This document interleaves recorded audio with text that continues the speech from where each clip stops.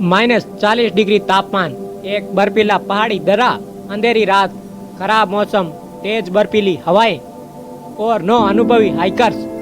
ऐसा क्या हुआ होगा उस रात को कि 9 समझदार और अनुभवी हाइकर्स नंगे पांव केवल अंडरवियर पहने अपने टेंट से भाग गए हो। ऐसा क्या हुआ होगा कि उतनी सर्द रात को वो अपना टेंट छोड़कर एकाएक जंगल की तरफ दौड़ गए हो। उनके टेंट पर चाकू के चीरे के निशान मिले। क्यों उनकी लाश टेंट से सैकड़ों गज दूर छितराई हुई पड़ी मिली।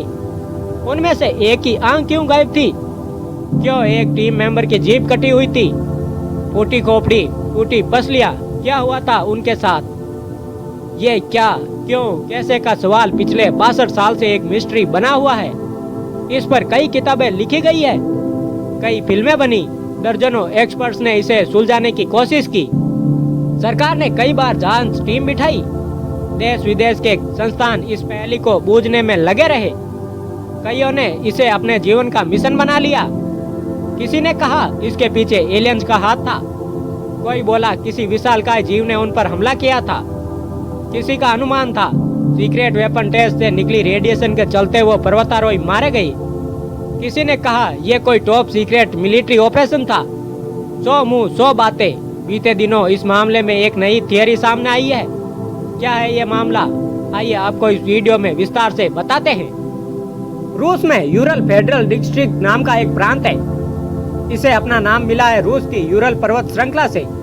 इसी प्रांत में था यूरल पॉलिटेक्निक इंस्टीट्यूट। अब यही संस्थान यूरल स्टेट टेक्निकल यूनिवर्सिटी कहलाता है। 1959 के साल इस संस्थान के रेडियो इंजीनियरिंग डिपार्टमेंट में एक 23 साल का लड़का पढ़ता था। नाम था इगोर डाइटलोव। इगोर पहाड़ चढ़ने और हाइकिंग में दक्ष था। उसने अपने 9 साथियों को जुटाकर एक टीम बनाई। तय किया कि ये सब मिलकर एक हाइकिंग एक्सपीडिशन पर जाएंगे। कहाँ? ओटेरोटोन नाम के एक पहाड़ पर। रूट फाइनल हुआ 23 जनवरी 1959 को। इगोर और उनके 9 साथी मिशन पर निकल गए। शुरुआती रास्ता ट्रेन और ट्रक से तय करके यह ग्रुप पहुंचा विजय नाम के एक गांव में। यह उनके ट्रेकिंग रूट का आखिरी गांव था। इससे ऊपर पहाड़ की चढ़ाई शुरू हो जाती थी। 27 जनवरी 1959 को तड़के सुबह 10 ट्रेकर्स की यह टीम एक्सपीडिशन के लिए रवाना हुई। अगले रोज टीम के एक साथी की तबीयत बिगड़ गई, वो वापस लौट गया। अब टीम में बचे 9 लोग, 7 लड़के और 2 लड़कियां। तय हुआ कि ठीक 17 दिन बाद यानी 12 फरवरी को ये लोग ट्रेकिंग पूरी करके विजय गांव लौट आएंगे। जब 25वें दिन तक उनकी कोई खबर नहीं आई, तब जाकर वार्निंग बेल बजी। ट्रेकर्स के दोस्तों और परिवार वालों को चिंता हुई। उन्होंने अथॉरिटीज से कहा रेस्क्यू टीम भिजवाओ। एक्सपीडिशन टीम के ज्यादातर लोग यूरल पॉलिटेक्निक इंस्टीट्यूट के छात्र थे। रेस्क्यू के लिए इसी संस्था ने अपनी टीम रवाना की। इसके बाद आर्मी ने भी अपने कुछ हेलीकॉप्टर्स की मदद के लिए भेजा। 62 साल पहले आज ही का दिन था, यानी 26 फरवरी 1959 की तारीख, जब ये रेस्क्यू टीम पहुंची होलाद शियाकल। ये यूरल पर्वत क्षेत्र के ऊपरी हिस्से में स्थित एक पहाड़ है। स्थानीय भाषा में होलाद शियाकल का मतलब होता है डेड माउंटेन, यानी मर्द पहाड़। यहाँ एक पहाड़ी दर्रा है। इसी के ऊपर थोड़ी ढलान वाली जगह पर बर्फ से बाहर झांकता मिला एक टेंट। ये टेंट उन्हीं 9 ट्रेकर्स की टीम का था। टेंट तो मिला, मगर वो 9 ट्रेकर्स यहाँ नहीं मिले। खाने पानी की उनकी समूची सप्लाई टेंट के भीतर रखी थी। उनकी डायरियां, तस्वीरें, वोडका से भरा एक प्लास मानचित्र सब टेंट के भीतर था। टेंट में ही एक किनारे पर प्लेट रखी थी, उसमें रूसी व्यंजन सालों पड़ा था। देखने से मालूम होता था मानो कोई जल्दी से प्लेट छोड़कर भाग गया हो। ऐसा लग रहा था मानो उस टेंट में बहुत आपाधापी मची हो। कुछ ऐसा हुआ हो कि सारे पर्वतारोही बहुत जल्दी में सारा सामान छोड़कर भाग गए हो। भीतर सामान पसरा था और टेंट के एक किनारे पर चाकू से चीरा लगा था, जैसे किसी ने टेंट के भीतर बैठकर वो हिस्सा चाकू से काटा हो और बाहर निकल आया हो। टेंट के बाहरी हिस्से में बर्फ पर बने 9 जोड़ी पांवों के निशान थे। ये निशान कुछ आगे जाकर खत्म हो गए थे। इन निशानों को देखने से लगता था मानो कुछ लोग केवल एक पैर का जूता पहन पाए थे और कुछ तो नंगे पांव ही भाग गए थे। बर्फीले माउंटेन पहाड़ के पास -40 डिग्री तापमान, उस पर अंधेरी रात और खराब मौसम। ऐसे में 9 अनुभवी हाइकर्स बिना जूते पहने टेंट से क्यों भागेंगे, ये जानते हुए कि इतनी ठंड में एक्सपोजर जानलेवा हो सकता है, हाइपोथर्मिया से जान जा सकती है। ऐसी क्या इमरजेंसी रही होगी कि सारे खतरे जानने के बावजूद ये ग्रुप इस तरह भागा होगा। और वो भागकर कहाँ गया? जहाँ ये टेंट मिला उसे कुछ आगे जाकर जंगल शुरू होता था। जंगल की सरहद के पास ही एक देवदार का पेड़ था। रेस्क्यू टीम को इस पेड़ के नीचे जली हुई कुछ लकड़ियां मिली। पेड़ के ऊपर की टहनियों की टूटी हुई थी, ऐसे जैसे किसी ने उस पर चढ़ने की कोशिश की हो। थोड़ा आगे बढ़े तो नजर आई दो लाशें। दोनों में से किसी के पाँव में जूता नहीं था। शरीर पर कपड़े के नाम पर केवल अंडरवियर थे। ये दोनों उसी ट्रेकिंग टीम का हिस्सा थे। फिर 3 और लाशें मिली। इनमें टीम के लीडर इगोर डाइटलोव का भी शव था। 5 लाशें मिल चुकी थी, बाकी 4 का मिलना अभी बाकी था। एक तरफ बाकी 4 की तलाश चल रही थी, दूसरी तरफ जो 5 शव मिले उनकी मेडिकल जांच शुरू हुई। पता चला कि ये 5 हाइपोथर्मिया से मरे हैं। इन 5 में से एक के सिर पर गहरी चोट थी, मगर वो चोट इतनी खतरनाक नहीं थी कि जान चली जाए। इस मेडिकल जांच के आधार पर लोगों को लगा कि शायद बाकी के 4 भी ठंड में एक्सपोजर के चलते मर गए हो। करीब 2 महीने की तलाश के बाद एक संकरी खाई की सतह पर बाकी 4 टीम मेंबर्स की भी लाशें मिल गई, मगर इनके मिलने के साथ ही ये केस और उलझ गया। क्यों? इसकी वजह थी उन बाकी 4 लाशों की हालत। एक की दोनों आंखें गायब थी, जेब कटी हुई थी, होठ का एक हिस्सा गायब था। बाकी 3 भी बुरी तरह जख्मी थे, उनकी पसलियां टूटी हुई थी, खोपड़ी में फ्रैक्चर था। मेडिकल जांच में पता चला कि इन्हें बहुत जोर की चोट लगी थी। इतने फोर्स का धक्का आया था इन पर कि जैसा तेज रफ्तार कार के किसी चीज से टकरा जाने पर आता है। इसके अलावा कुछ और भी अजीब चीजें थी।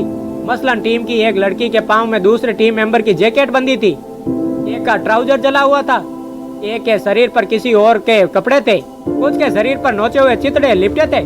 इसके अलावा एक की लाश पर रेडिएशन के भी अंश पाए गए थे। पहाड़ चढ़ने के दौरान कई बार हादसे होते हैं, अनुभवी से अनुभवी पर्वतारोही मारे जाते हैं, मगर इतनी अजीबोगरीब मौतें समझ से बाहर थी।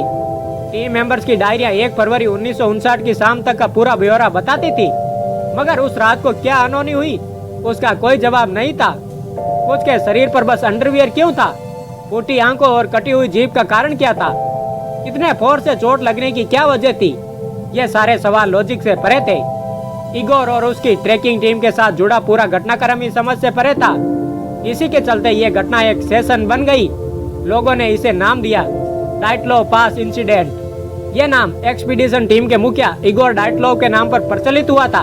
एक आशंका उभरी कि कहीं इस टीम को उसके स्थानीय कबीले मानसी ने तो नहीं मारा। यह चरवाहों का कबीला था, ऊंचे पहाड़ पर रहता था।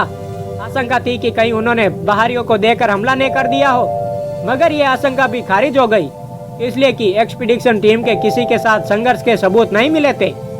उन्हें किसी इंसान ने नहीं मारा था, यह पक्की बात थी। सोवियत ने कुछ समय तक इस केस की जांच की, फिर उन्होंने इस केस की फाइलों को क्लासिफाइड कर दिया। इस सीक्रेसी के कारण केस ने और तूल पकड़ा। लोगों ने कहा अगर कोई रहस्य न होता तो इतनी गोपनीयता क्यों बढ़ती जाती? फिर लोग कयास लगाते रहे, क्या ये लोग गुलाग यानी सोवियत के कुख्यात यातना शिविरों से भागे कैदी थे? क्या एक्सपीडिशन टीम के यूएफओ देखा था? क्या इसी वजह से वो इतनी हड़बड़ी में टेंट छोड़कर भाग गए? या सच में ही ऊपर पहाड़ी पर बर्फ का विशालकाय जीव यति रहता है? क्या उसी ने इस टीम पर हमला कर दिया था?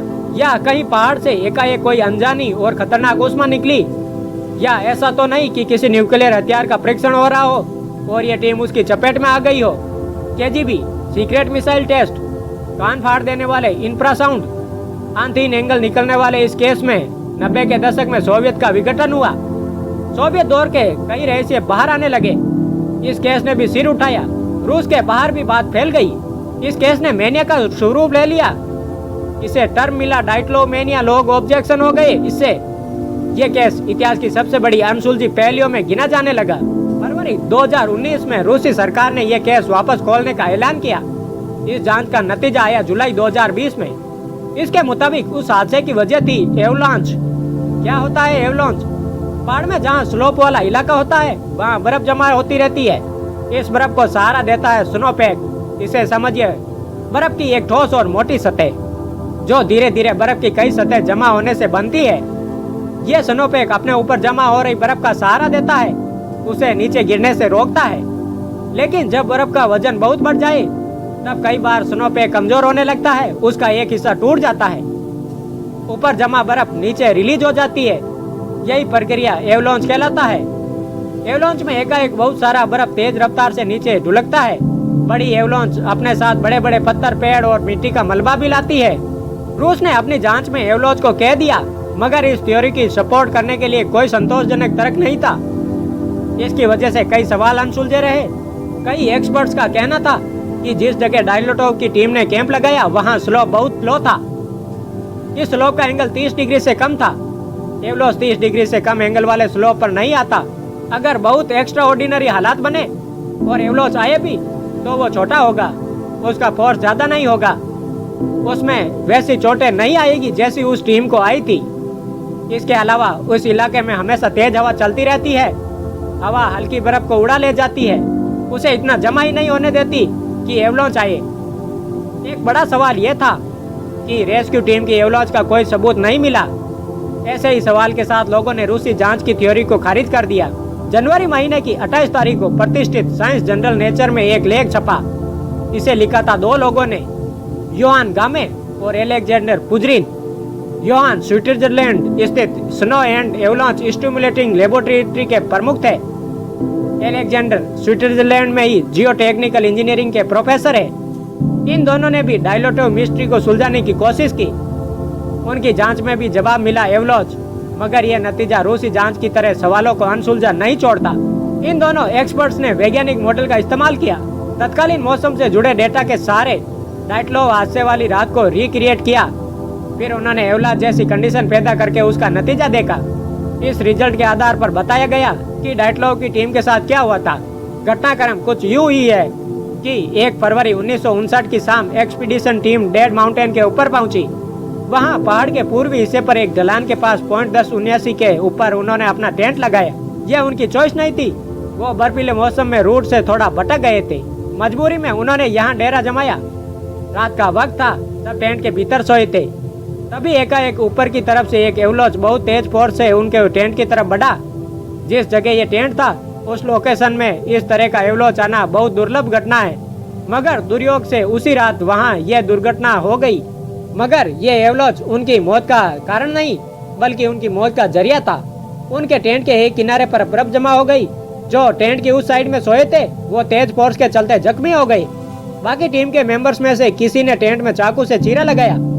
उस रास्ते सबको बाहर निकाला। बहुत पैनिक का माहौल था। टीम को लगा कि छोटे एवलोज के बाद एक बड़ा एवलोज आ सकता है, इसलिए वो जिस हाल में थे उसी हाल में बाहर निकल आए। जूते तक पहनने का टाइम नहीं मिला। वो टेंट से दूर भागे। उन्होंने सोचा होगा कुछ देर बाद लौट आएंगे, मगर रात अंधेरी थी, मौसम खराब था, बर्फीला तूफान चल रहा था, विजिबिलिटी नहीं थी, इसलिए टीम के लोग रास्ता भटक गए। -40 डिग्री टेम्परेचर में इस तरह सरवाइव करना मुश्किल था, इसलिए एक एक करके वो मरते गए। जो पहले मरा उसके कपड़े बाकियों ने उतारे ताकि जिंदा लोगों को ज्यादा गर्मी मिल सके। गर्मी के लिए ही उन्होंने किसी तरह देवदार के पेड़ के पास आग जलाई होगी। रेस्क्यू टीम को इस देवदार की ऊपरी टहनियां टूटी मिली थी। शायद डायटलोव टीम का कोई जिंदा मेंबर बहुत डिप्रेशन में इस पेड़ पर चढ़ा हो, इस उम्मीद में कि शायद ऊंचाई से टेंट दिख जाए, मगर टेंट नहीं मिला और ठंड ने उन्हें मार डाला। यह थ्योरी कहती है कि अगर टीम टेंट में ही रहती, बाहर नहीं निकलती तो शायद जिंदा बच जाती।